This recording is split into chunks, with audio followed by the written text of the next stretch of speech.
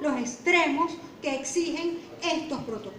Luego, esta investigación imparcial puede hacerse por o a través de expertos internacionales en la materia, de tal manera que estamos solicitando por escrito la designación de un cuerpo de expertos internacionales que puedan contribuir a la transparencia que se requiere en este caso.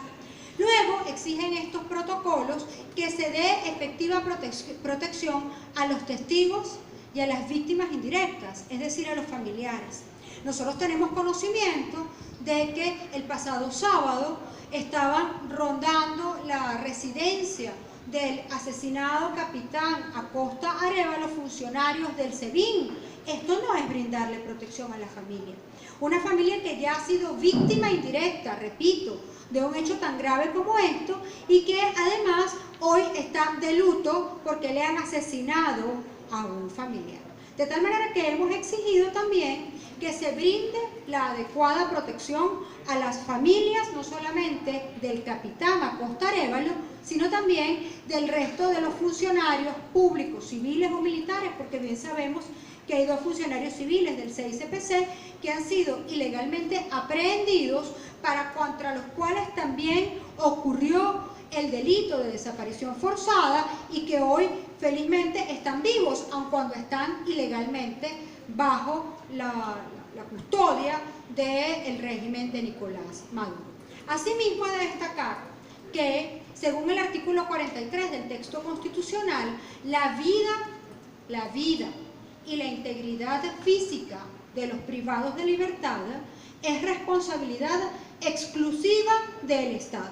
De tal manera que no hay excusa alguna para justificar que ha habido una muerte y mucho menos para justificar las torturas que ocasionaron en un caso la muerte y en otro, obviamente, secuelas que nosotros en este momento no conocemos porque ni a los abogados, ni a los familiares, ni a los parlamentarios que tenemos constitucionalmente asignada la función de control se nos ha permitido tener acceso alguno al DIGESIN donde estos se encuentran detenidos. Así que hemos, reitero, requerido con carácter de urgencia la aplicación estricta tanto del protocolo de Estambul como para los que han sido torturados, como del protocolo de Minnesota para la investigación que se tiene que llevar a cabo en el caso del asesinato del capitán Acosta Arévalo.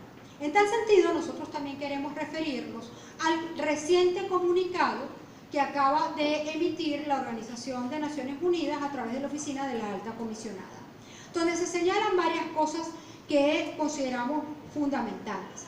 La primera de ellas se habla ya de la autopsia médico-legal.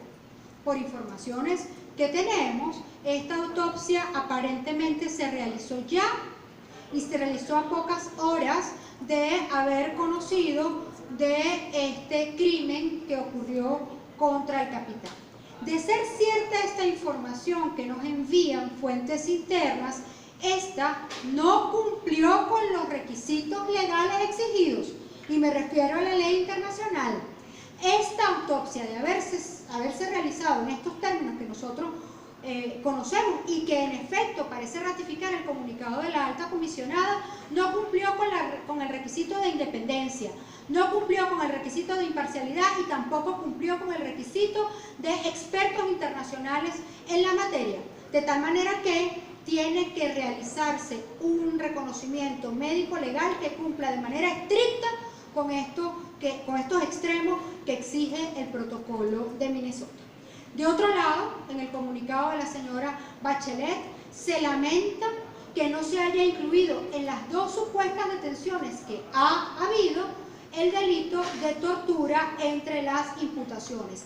Este tiene que incluirse porque es claro que tanto la desaparición forzada como las torturas son causa directa de la muerte que ocurrió. Si no hubiera ocurrido la desaparición forzada, tampoco hubiera ocurrido las torturas y pues mucho menos esto hubiera derivado en la muerte. Por lo demás, estas 2 detenciones no son suficientes. Hay muchos otros funcionarios involucrados y nosotros exigimos saber la verdad. ¿Desde quién dio la orden para las detenciones? que se convirtieron en desapariciones forzadas, porque estas órdenes constituyen delito también, y hay autores materiales y autores intelectuales, así que es menester conocer quién o quiénes dieron las órdenes de estas detenciones y quiénes materializaron el delito de desaparición forzada de personas que se dio no solamente en el caso del capitán Acosta Arévalo, sino del resto de los funcionarios públicos, civiles o militares detenidos. Luego, se felicita y se saluda la investigación del Ministerio Público. Señora Bachelet, esa investigación nosotros no la vamos a saludar ni a felicitar, porque esa investigación no reviste carácter legal a la luz de la legislación interna y tampoco a la luz de la legislación internacional. De tal manera que reitero que estamos requiriendo a la Organización de Naciones Unidas la designación de un cuerpo de expertos independientes para que se pueda llegar a la verdad de unos hechos que derivaron en la muerte de un héroe en Venezuela, de un ciudadano que, según el dicho de su esposa, había simplemente cometido la osadía de atreverse a levantar la voz dentro de los cuarteles militares en contra de un régimen que consideraba oprobioso y se atrevía a expresar su opinión de viva voz, a lo cual, por cierto, tenemos derecho todos los venezolanos. Los venezolanos que no podemos ser para la satrapía un día malvados, que queremos atentar contra el régimen y después de que te matan eres un héroe. No, señor. Todos los venezolanos que en reclamo de que no hay gas, de que no hay luz, de que no hay agua, de que no hay medicinas, levantan su voz, son héroes que están luchando por la libertad de este país y no merecen por ello la muerte y mucho menos en manos del Estado. Esa es la realidad. Y de otro lado, reiteramos una cosa que a nosotros también nos parece fundamental. Hoy hay 700 prisioneros políticos en Venezuela, de los cuales hay cerca de 200 funcionarios militares. Todos sabemos que el DINESIN es un centro de tortura en el país. Nosotros estamos exigiendo